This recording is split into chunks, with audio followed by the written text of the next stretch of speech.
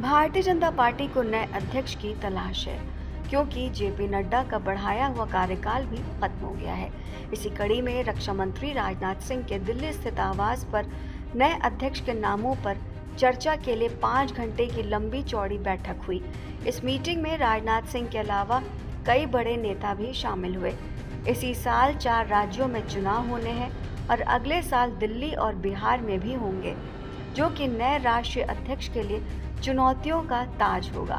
लोकसभा चुनावों में उत्तर प्रदेश और महाराष्ट्र जैसे राज्यों ने बीजेपी को बड़ा झटका दिया है।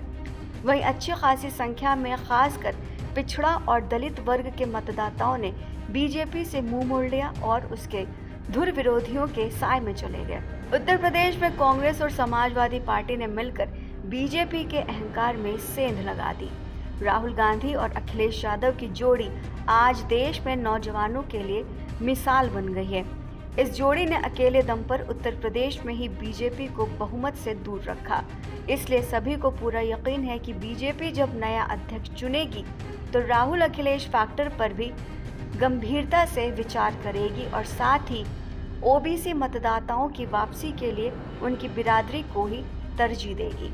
हालांकि अटकलें इस बात की भी लगाई जा रही है कि बीजेपी इस बार किसी महिला को अध्यक्ष बनाकर इतिहास के पन्नों में अपना नाम सुनहरे अक्षरों में दर्ज करवाएगी। बीजेपी के नए अध्यक्ष के चुनाव की सीमा 31 अगस्त से 2 सितंबर तक है। केरल के पलक्कड़ में आरएसएस की कॉमन बैठक होगी।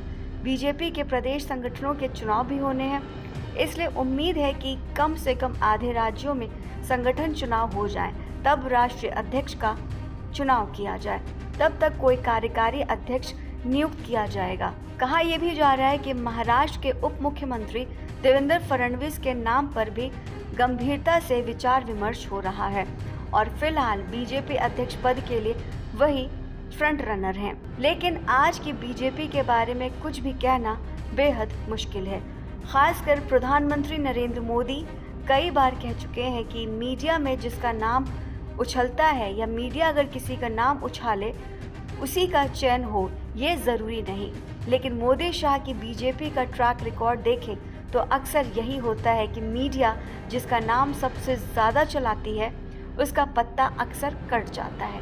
लेकिन समीकरण फडणवीस के साथ ही जा रहा है, क्योंकि वो आरएसएस और नरेंद्र मोदी दोनों ही के बेहद करीब हैं। जेपी नड्डा ब्राह्मण हैं तो उनकी जगह देवेंद्र फडणवीस को देकर ब्राह्मणों का प्रतिनिधित्व कायम रखा जा सकता है।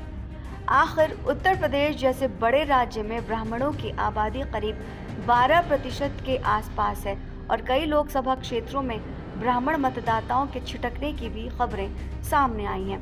लेकिन कुछ रिपोर्ट्स के माने तो किसी महिला को भी अध्यक्ष पद की कमान सौंपी जा सकती है।